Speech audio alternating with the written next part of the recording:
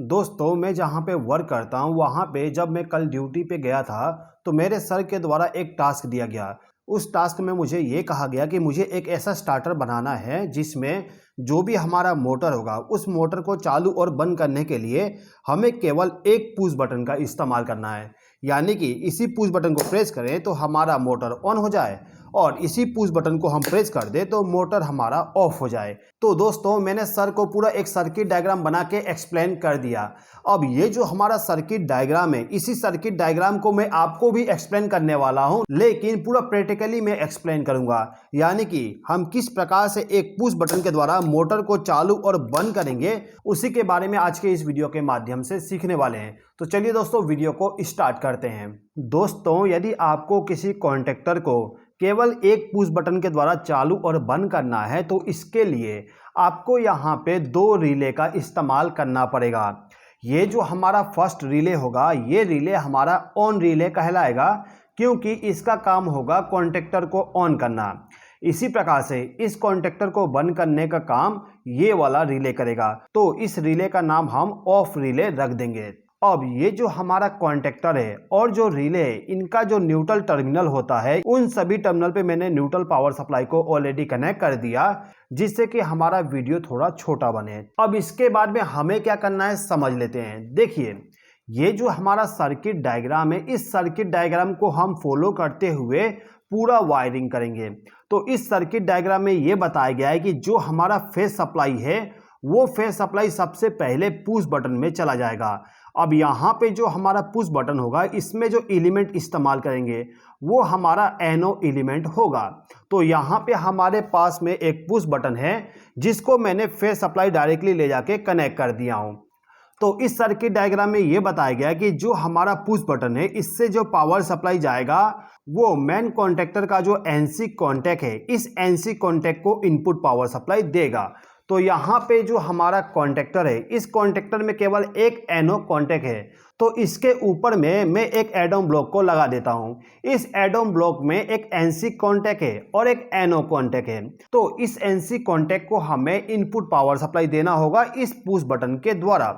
तो यहाँ पे मैं इस वायर का इस्तेमाल करूंगा। इस वायर का जो एक सिरा है इसको इस टर्मिनल पे कनेक्ट करूंगा, यानी कि एनसी कॉन्टैक्ट पे कनेक्ट करूंगा, और इस वायर का जो एक सिरा है इसको ले जाके पुश बटन के आउटपुट टर्मिनल के साथ कनेक्ट कर दूंगा।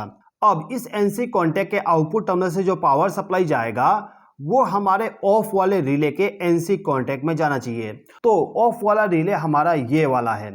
तो इस रिले का जो एनसी कॉन्टैक्ट है इस एनसी कॉन्टैक्ट का इस्तेमाल करना है। तो यहाँ पे जो रिले है इसको मैं रिमूव कर देता हूँ जिससे कि हमें वायरिंग करने में आसानी हो। तो यहाँ पे मैं इस वायर का इस्तेमाल करूँगा। इस वायर का जो एक सिरा है इसको ले जाके हम इस एनसी कॉन्टैक्ट के साथ कनेक्ट करेंगे, यानी कि मेन कॉन्टैक्टर का जो एनसी टर्मिनल है इस टर्मिनल के साथ इस वायर को कनेक्ट कर देंगे। इसके बाद इसी वायर का जो दूसरा सिरा होगा इसको ले जाके जो हमारा ऑफ रिले है ऑफ रिले का जो कॉमन टर्मिनल होता है, कॉमन टर्मिनल इसका 9, 10, 11, 12 होता है। तो यहाँ पे मैं अभी के टाइम पे 11 नंबर का टर्मिनल इस्तेमाल कर लेता हूँ। तो मैं 11 नंबर के टर्मिनल के साथ इस वायर को कनेक्ट कर दूंगा कुछ इस प्रकार से। ओके, तो अभी हमारा वायरिंग इस टर्मिनल तक हो गया। अब इस कॉन्टैक्ट का जो आउटपुट पावर सप्लाई होगा इसको ले जाके हमें ऑन रिले को ऑन करने के लिए पावर सप्लाई देना है। तो यहाँ पे मैं इस वायर का इस्तेमाल करूंगा। इस वायर का जो एक सिरा है इस सिरे को ले जाके हमारा जो ऑफ रिले का जो एनसी कॉन्टैक्ट है इस एनसी कॉन्टैक्ट के साथ इसको कनेक्ट कर देंगे। तो यहाँ पे मैं इसको ले जाके एनसी कॉन्टैक्ट के साथ में कनेक्ट कर देता हूँ। अभी मैंने इनपुट पावर सप्लाई इस टर्मिनल पे दिया था, तो इस टर्मिनल का जो आउटपुट होगा वो हमें इस टर्मिनल पे मिलेगा, एनसी कॉन्टैक्ट का आउटपुट। ठीक है, अब ये जो हमारा आउटपुट होगा इसको ले जाके हमें इस रिले को ऑन करना है। तो इस रिले का जो A1 टर्मिनल होता है इस टर्मिनल के साथ इसको कनेक्ट कर देंगे, यानी कि इस रिले का जो कॉइल का टर्मिनल है इसको हम फेज सप्लाई दे देंगे। ठीक है दोस्तों, तो अभी हमने इतना वायरिंग कर दिए। इस वायरिंग में आप देख सकते हो जब हम पुश बटन को प्रेस करेंगे तो हमारा पावर सप्लाई सबसे पहले मेन कॉन्टैक्टर के एनसी कॉन्टैक्ट से होते हुए ऑफ कॉन्टैक्टर के एनसी कॉन्टैक्ट तक चला जाएगा और इससे पावर सप्लाई निकलते हुए डायरेक्ट ऑन वाले रिले को चला जाएगा। अब ये जो हमारा मेन कॉन्टैक्टर का एनसी कॉन्टैक्ट है इसी में से एक वायर लूपिंग किया गया है मेन कॉन्टैक्टर के एनो टर्मिनल पे। तो इस एनो टर्मिनल पे हम एक वायर को लूपिंग कर देते हैं। तो यहाँ पे मैं इस वायर के द्वारा इस कॉन्टेक्टर का जो NO और NC कॉन्टेक्ट है इन दोनों को आपस में शॉर्ट कर दूंगा, जिससे कि जो हमारा फेज सप्लाई है वो डायरेक्टली NC टर्मिनल पे और NO टर्मिनल पे चला जाए। ठीक है दोस्तों। अब इसके बाद ये जो हमारा मेन कॉन्टेक्टर का NO कॉन्टेक्ट है, इससे जो आउटपुट पावर सप्लाई निकलेगा इसको ले जाके हमें इस NC कॉन्टेक्ट को हमें इनपुट पावर सप्लाई देना होगा। तो इसके लिए मैं यहाँ पे एक येलो वायर का इस्तेमाल करूँगा। ये जो मेरा येलो वायर है, इस वायर का जो एक सिरा होगा इसको ले जाके मेन कॉन्टेक्टर का जो NO टर्मिनल है, इस NO टर्मिनल के साथ इस वायर को कनेक्ट कर देंगे। तो मैं यहाँ पे इसको कनेक्ट कर देता हूँ। इसके बाद इस वायर का जो दूसरा सिरा होगा इसको ले जाके जो हमारा रिले है, इस रिले का जो NC कॉन्टेक्ट है, इस NC कॉन्टेक्ट के साथ इस वायर को हम कनेक्ट कर देंगे कुछ इस प्रकार से। अब ये जो NC कॉन्टेक्ट है, इससे जो आउटपुट पावर सप्लाई जाएगा उसको हमें ले जाके ऑफ रिले को ऑन करने के लिए पावर सप्लाई देना है। तो यहाँ पे मैं इस वायर का इस्तेमाल करूँगा। इस वायर का जो एक सिरा है इसको ले जाके हम इस रिले का जो कॉमन वाला टर्मिनल है, इस टर्मिनल के साथ इसको कनेक्ट कर देंगे। इसका जो NC कॉन्टेक्ट है वो यहाँ पर है जिसमें हमने वायर अभी कनेक्ट किए। ठीक है, तो इस वायर का आउटपुट पावर सप्लाई हमें यहाँ से मिलेगा और इसको ले जाके इस रिले को ऑन करना है। तो इस रिले का जो 13 और 14 नंबर का टर्मिनल होता है इसके साथ हमें इस वायर को कनेक्ट करना है। 13 पे हम पॉजिटिव पावर सप्लाई को कनेक्ट कर देते हैं और 14 पे already neutral power supply connect है, यानी कि इस रिले को ऑन करने के लिए पावर सप्लाई मिल गया। इसी प्रकार से इस रिले को ऑन करने के लिए यहाँ से पावर सप्लाई मिल गया। ठीक है दोस्तों। अब इसके बाद हमें क्या करना है कि ये जो हमारा मेन कॉन्टेक्टर का NC कॉन्टेक्ट है, इस NC कॉन्टेक्ट के पैरेलल में हमें एक NO कॉन्टेक्ट को कनेक्ट करना है, जिसको हम कह सकते हैं होल्डिंग सर्किट है। यानी कि जब हम पुश बटन को प्रेस करेंगे तो ये पावर सप्लाई जब इस रिले में जाएगा तो ये मेन कॉन्टेक्टर ऑन हो जाएगा और इसके ऑन होने से ये NC कॉन्टेक्ट NO में बदल जाएगा। और यदि हम पुश बटन को प्रेस करके रखते हैं तो ये होल्डिंग सर्किट की जैसे काम करेगा, यानी कि थोड़ा सा हमारा जो कॉन्टेक्टर है वो चालू बंद नहीं हो। इसके लिए हम यहाँ पे एक NO कॉन्टेक्ट का इस्तेमाल कर रहे हैं। तो इस NO कॉन्टेक्ट को हमें इस NC कॉन्टेक्ट के पैरेलल में कनेक्ट करना है। तो इसके लिए हम यहाँ पे एक वायर इस्तेमाल करेंगे। इस वायर का जो एक सिरा होगा इसको ले जाके हमें NC कॉन्टेक्ट के साथ कनेक्ट करना है। लेकिन आप देख सकते हो ये जो NC कॉन्टेक्ट है इस पर मैंने 2 वायर को ऑलरेडी कनेक्ट कर दिया। अब यहाँ पे मैं तीसरा वायर को कनेक्ट नहीं कर सकता। कभी भी आप वायरिंग करो तो एक टर्मिनल पे 3 वायर को कभी मत कनेक्ट करिएगा। तो मैं यहाँ पे क्या करूँगा, ये जो NO कॉन्टेक्ट है इस NO कॉन्टेक्ट को भी पावर सप्लाई इसी NC कॉन्टेक्ट के द्वारा गया है। तो इस टर्मिनल पे मैं इस वायर को ले जाके कनेक्ट कर दूंगा कुछ इस प्रकार से। अब इस वायर का जो दूसरा सिरा होगा इसको ले जाके ऑन रिले का जो NO कॉन्टेक्ट है इस NO कॉन्टेक्ट के साथ कनेक्ट करना है। तो यहाँ पे जो 11 नंबर का NO कॉन्टेक्ट है यानी कि कॉमन टर्मिनल है, इस कॉमन टर्मिनल के साथ इस वायर को कनेक्ट कर दिया। अब हमें क्या करना होगा कि इस रिले का जो NO कॉन्टेक्ट है, इस NO कॉन्टेक्ट का जो आउटपुट हमें मिलेगा उस टर्मिनल पे एक वायर को कनेक्ट करना होगा। तो मैं इस वायर को कनेक्ट कर दूंगा। अब इस वायर का जो दूसरा सिरा होगा इसको ले जाके इस NC कॉन्टेक्ट के साथ कनेक्ट करना है, जिससे कि जो हमारा NC कॉन्टेक्ट है वो होल्डिंग के जैसे वर्क करने लगे। तो यहाँ पे मैंने कनेक्शन कर दिया।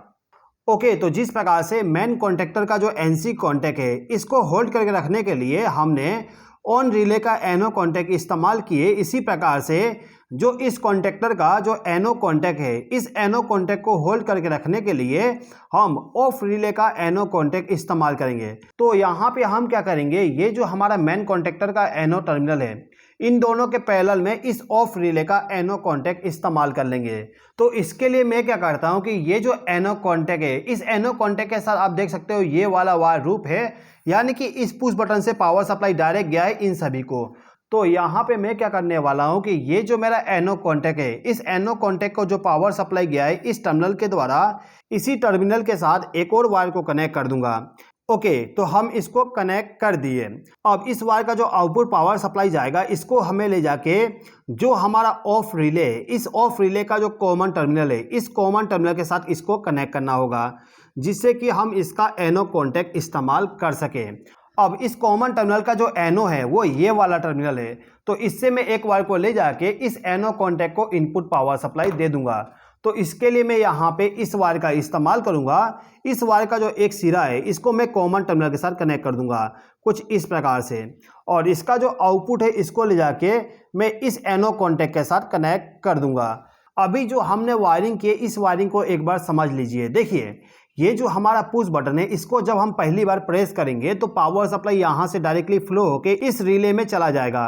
ये जो हमारा रिले है ये ऑन रिले कहलाएगा, क्योंकि इसका जो एनो कॉन्टैक्ट होगा इसका इस्तेमाल हम करेंगे मेन कॉन्टैक्टर को ऑन करने के लिए। यानी कि पुश बटन को प्रेस करते ही हमारा ये वाला रिले ऑन हो जाएगा। अब जैसे ही हमारा ये रिले ऑन होता है तो इसका जो एनो है वो एनसी में कन्वर्ट हो जाएगा और कन्वर्ट होने से पावर सप्लाई हमारे मेन कॉन्टैक्टर में चला जाएगा।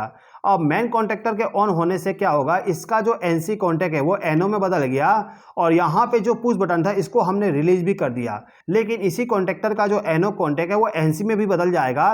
जिससे होगा क्या, जब हम इसको दोबारा प्रेस करेंगे तो पावर सप्लाई यहाँ से नहीं फ्लो होगा, यहाँ से फ्लो होते हुए डायरेक्ट इस रिले में जाएगा। इस रिले में जैसे ही पावर सप्लाई जाएगा इसका जो एनसी कॉन्टैक्ट होगा इसका इस्तेमाल हम करेंगे स्टॉप के लिए। तो ये जो एनसी कॉन्टैक्ट है इसके ऑन होने से एनओ में कन्वर्ट हो जाएगा, यानी कि पावर सप्लाई को ब्रेक कर देगा जिससे कि हमारा मेन कॉन्टैक्टर ऑफ हो जाए। तो यहाँ पे हमने इतना वायरिंग कर दिए, अब हमें वायरिंग इतना करना है। तो इसके लिए हमें क्या करना होगा कि ये जो हमारा पुश बटन है इसके इनपुट टर्मिनल से एक वायर को ले जाके ऑफ रिले के एनसी कॉन्टैक्ट में इनपुट पावर सप्लाई देना है।